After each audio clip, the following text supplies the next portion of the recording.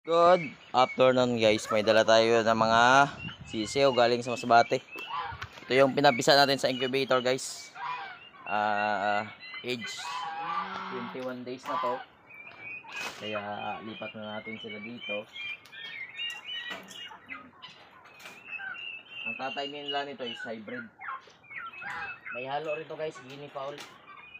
Yung hindi nabenta na guinea fowl, pag hindi na nabenta doon sa Masbate, pag nadala natin dito, hindi natin ibibenta.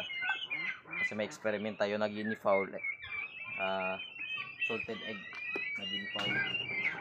Yun yung experiment natin guys. Pakawalan natin sila dito guys sa medyo malaking kulungan, malaking brooding pin. Bilangin natin guys, ilang piraso. Ayan, dami na yan guys. Papakawalan natin sila doon, no? Ayan, doon natin sila pakawalan sa malaking red. Ayan, sa malaking brooding pen. Ayan guys, nakinarga lang natin sa jeep.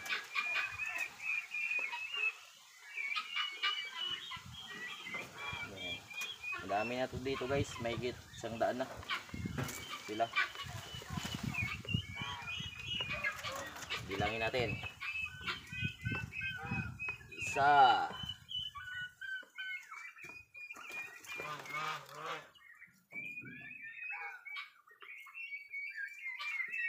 dalawa,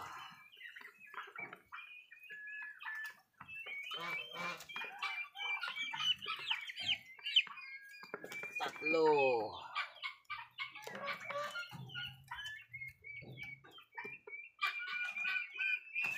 tops, apat,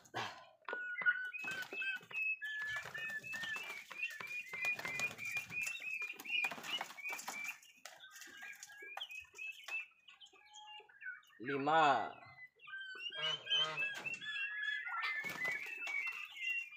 anim,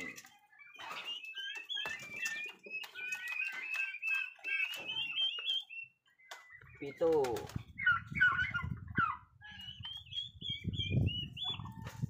walo,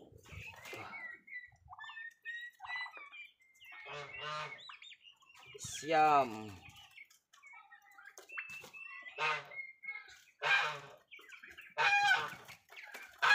sampu,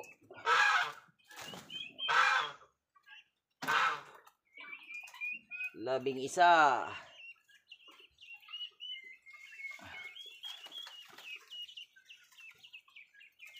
labing dalawa,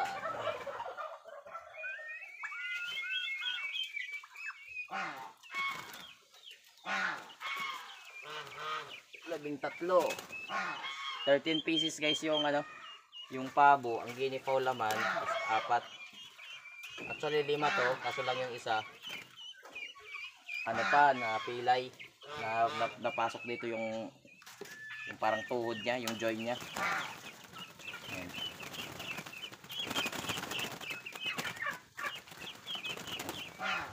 Parang ayaw pa tawag pahuli Yan. Apat na guinea fowl.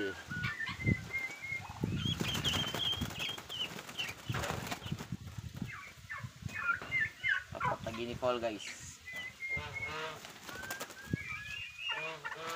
13 piraso. Yung nadagdag naman sa ating range.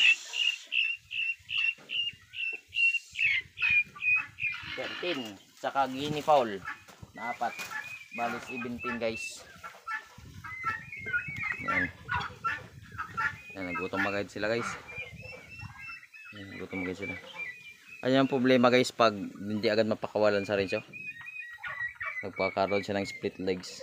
Sana hindi siya masyadong maapektuhan dito kasi nadadaganan doon sa kaulungan. Kaya 21 days dinadala ko agad dito. Next magagawa ko ng mas malaking kulungan, double lang laki nito para hindi sila masyadong masigip. Ito na sila guys, oh. Kumain guys sila guys. Ayan.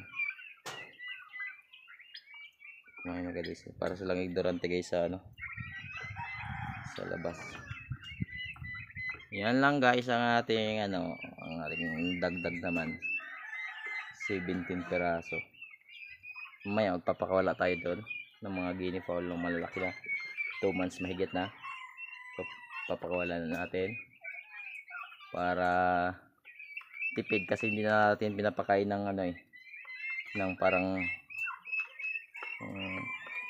crumble wala nang ito kasi may halo na to niyog, pollard tsaka crumble na hindi sinabay pag ferment para mapaktis na sila. Tapos babago pa kawalan sa range, nakalakad-lakad na sila dyan, so sanay na sila. Pag nilagay natin sila dito sa labas, so wala na yung problema. Ayan, kasi nakalakad-lakad na sila. Ayan. Yan lang guys ang ating update, and happy farming ulit. Prevention is better than cure. Happy farming.